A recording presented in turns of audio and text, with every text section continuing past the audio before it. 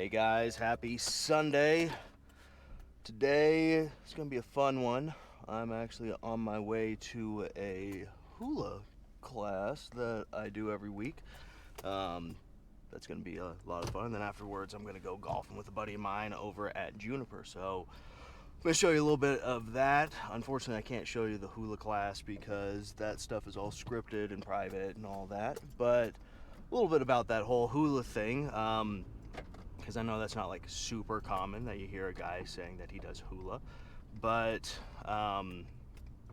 my wife actually and her sisters did hula here in the area for a long time.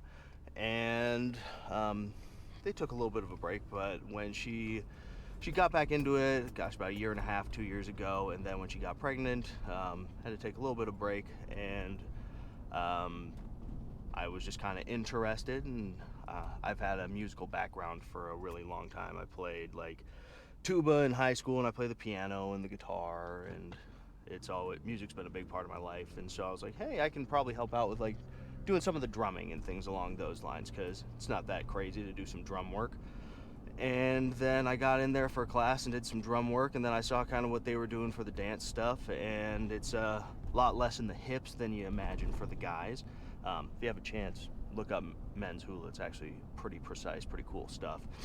And I figured, hey, why not give it a shot? I mean, the first part of being decent at something is sucking at it, and just getting over the embarrassment to try something new is really the where, I don't know, a lot of new experiences and fun really lies. So I jumped into that and have had just a really good time dancing. Um, you don't really realize how little you dance in everyday life until you start doing it more regularly. And it's nice to just get the body moving, get a little sweat going, and then build a little camaraderie with some folks that you never really had before. And the folks that run this hula group are absolutely phenomenal. They're the Tavita family here. And I went to high school with a few of the boys, particularly Keanu, but it's been just open arms the whole time, and I've absolutely loved it. I can't speak high enough for them. They do stuff for little kids all the way to adults, and then they put on performances throughout the year. And like last year, they came and they danced for a First Friday event that we held at my office, and they've danced at things like Fair and General Duffy's and a few different places around town. So it's always a really good time, and it just I like it. I like it a lot. Um, yeah, if you have an opportunity, go and check out some hula stuff because hula stuff is super fun. Sorry, I was just making sure my mic hadn't run out of batteries because that happens every once in a while, especially when you're recording more often. Yeah, but we're going down to a little dance studio downtown. I'll kind of show you where everything is at, and then we'll probably just jump over to me at the golf course. And I'm kind of stoked. It's a beautiful bluebird day. It's 50 degrees right now. It's supposed to get up into the mid 60s. I got a 2:30 tee time, and then afterwards I'm gonna meet up with the family, and we're gonna have a nice little St. Paddy's dinner. Talking about corned beef, cabbage, the whole 9 yards. My wife made some beautiful cupcakes, one with like a cream cheese frosting, and then she made one which I'm pretty sure she put just pure crack in. It's a Bailey's frosted, like Bailey's cream cheese frosting on a Guinness cupcake, and oh my goodness. I'd probably eat those until they'd have to cut both my feet off from the diabetes. But yeah, it's hard to beat this St. Patrick's Day. I know I'm not really wearing any green at the moment, but pinch me, I really don't care.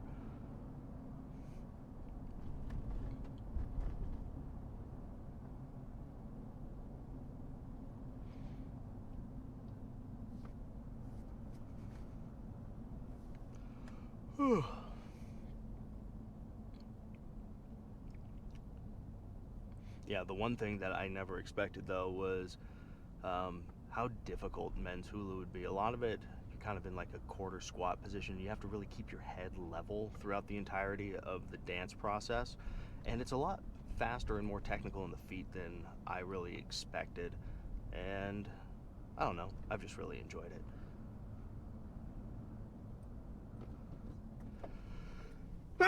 Oh, excuse me.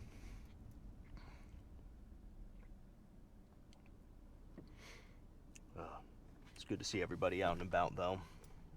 It's just an absolutely gorgeous day.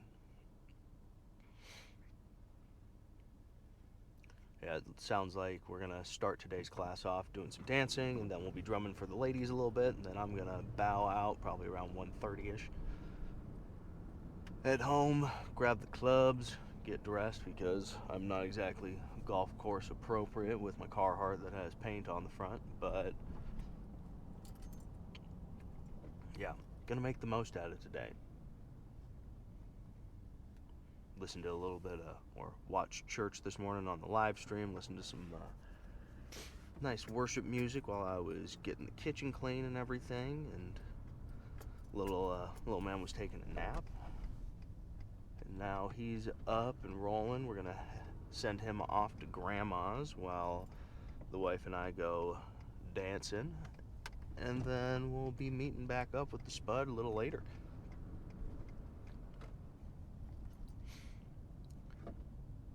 And then I'll just take you guys down to the class, and we'll be all good to go. Take a little just kind of walk about in downtown Redmond. Hopefully we can find parking, though, because it's gonna be busy down here. Oh, nice.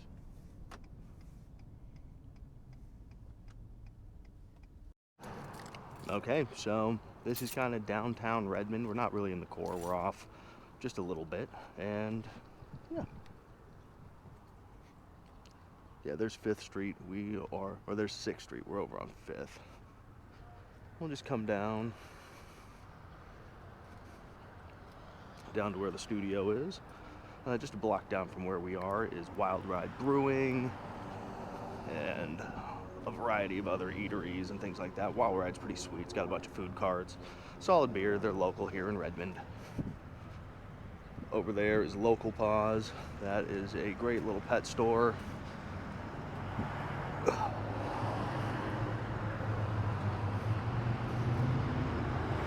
Then we got the community church and everything.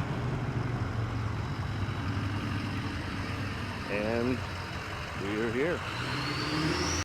So we are off to the golf course. So I'm going over to Juniper, which is just a couple minutes away from where I live. And it is just on the south end of Redmond. If you're coming in to go to the airport, it's right before that. It's off of U. And it is pretty much always ranked within like the top 5 or 10 municipal golf courses in the state. It's one of the top in the Pacific Northwest. You can be a member here. It's not super expensive. They have some pretty cool little benefits as well. Like, I'm on this program that's called the Player Development Program, which is essentially just like a cheapy membership where you can play kind of later evening rounds, and it's a good rate. You pay like $50 a month, and then you pay $20 a round, and it includes your card and everything.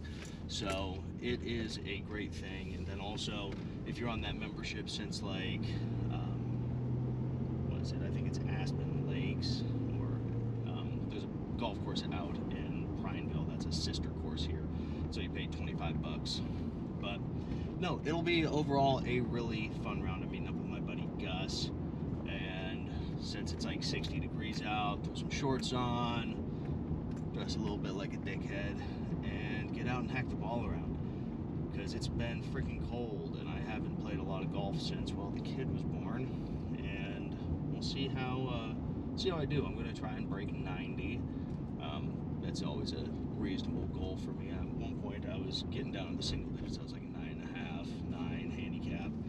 Now I'm probably closer to 14 or 15, just because having a kid is a little rough on the old golf game. And then winter is not easy here because it's been snowing a lot, and there's been a couple winters where we've been able to get out pretty regularly, but between the kid, work, and everything, you just don't get the opportunity to get out and swing the sticks as much as you'd like to. So it is a great thing. And then also, if you're on that membership since like the top 5 or 10 municipal golf courses in the state, it's one of the top in the Pacific Northwest. You can be a member here. It's not super expensive. But this is Juniper is one of the. It's a pretty accessible course for everybody. But it is one of we have like 23 different golf courses here in Central Oregon. So if you are a golf enthusiast, it is pretty good. We'll see if I can command the driver today. That's always been my biggest bane. I'm always a big slice guy, slicing more than an emo kid after a mediocre argument with their parents. But yeah,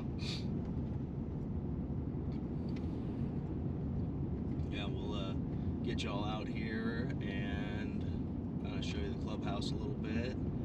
Maybe get a couple videos out on the course, and y'all can roast my golf swing because, well, I know that I'm not great, but I try my best, and that's always kind of like the measuring stick of life, isn't it? Try your best, have fun with it. I know I'm not going pro, so I don't get too worked up about it, but it's always fun to get out, practice, maybe have a beer with the buddies, and just really enjoy the day.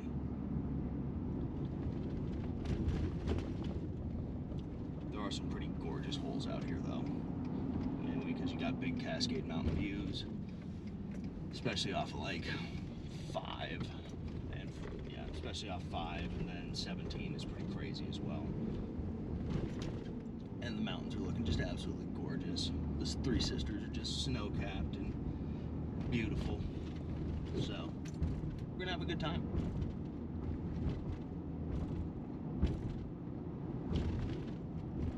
I'm not gonna do like a whole course vlog. I might if you guys ask me to, but not this time. Don't have enough battery in the camera, and I don't think Gus wants to just watch me get set up all the time and fire the camera up. I still like to keep my friend's privacy a little bit, just because I'm trying to have you guys get to know me doesn't mean they want y'all to get to know them too.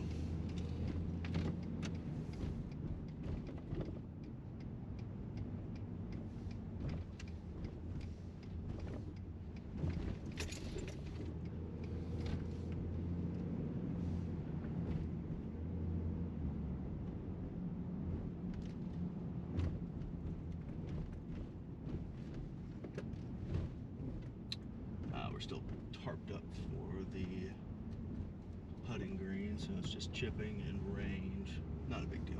That's kind of been the standard, but it is a busy day out here, but that's not too unexpected. It's freaking gorgeous. It's like the first nice weekend in months, so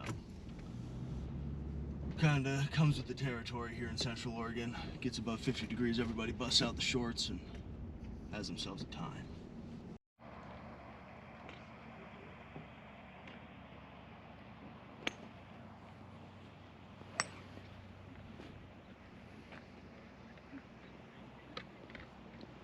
As we're coming up to the first tee box here at Juniper, I'd love to tell you just a little bit about this course. It's where I play about 90-95% of the time just because I have a membership here.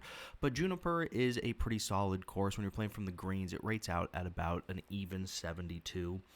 It's fairly forgiving if you are a consistent golfer that doesn't spray the ball, but once you start getting off of the rough and the fairway, you start getting into some pretty nasty terrain just because this isn't like a fairway to fairway links course by any stretch of the imagination.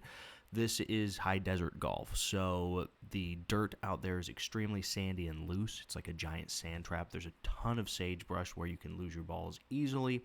And there's just tons of lava rocks that will chew your clubs to pieces. This hole number 1 is a lot of fun, though. Goes up over the hill, so you can see the Cascade Mountains in the background. And you got a little bit of a dog leg to the right. As a lefty, I like to aim up the right-hand side of the fairway and play a little bit more of my, slice fade and try and land in the fairway. I got a pretty decent rollout up here. And so this about 380-yard par 4 left me about 120 in. And I had a downhill lie here, so I just took out a little pitching wedge and fired it at the green. Ended up pin high, but off the right-hand side. And unfortunately, when you're getting free filming well, you get what you paid for. So you'll hear my shot off to the left-hand side of the screen, but you're not going to see me swing. You'll get to see me swing later in this video, so feel free to roast me down in the comments at how ugly I am when I'm over the ball.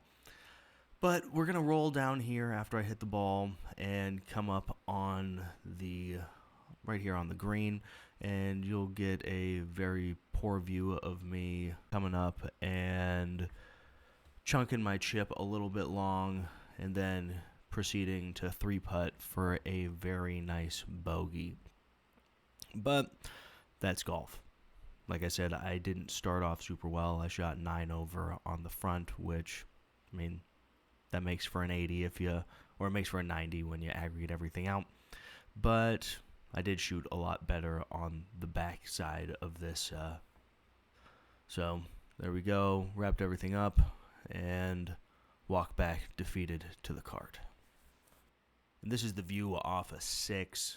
Absolutely just gorgeous day, like I said. Huge blue skies. And coming in towards the clubhouse on 9, I got my 5-wood out, and you'll see me tag this thing, but I sliced pin high, ended up in the bunker up the left-hand side. Well, overall, pretty solid day. Got out, got a good play. Well, didn't get a full 18 in.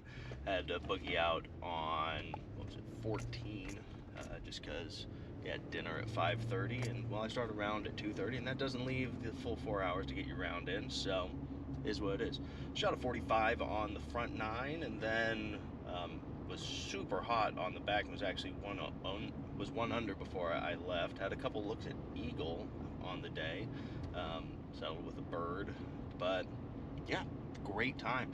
And as you can see, Central Oregon just is beautiful, and it's great for golf. And well, I hope you guys really enjoy that. If you have any questions about seeing more just of the courses and reviews and things like that, I'd love to tell you more about those, because I mean, there's a ton of them, and I would always love an additional excuse to go play some golf, especially if it's for you guys. So yeah, as of right now, we are about to pull up to the family function. I'm going to eat a whole mess of corn, beef, and cabbage, and mashed potatoes. My wife made those Guinness cupcakes with the Bailey's cream cheese, so that's going to be kind of a banger. I'm really excited.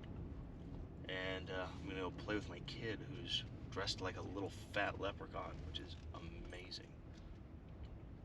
But as always, folks, I'm Parker. I'm selling Central Oregon. Stay blessed. Enjoy your day. Have a good one.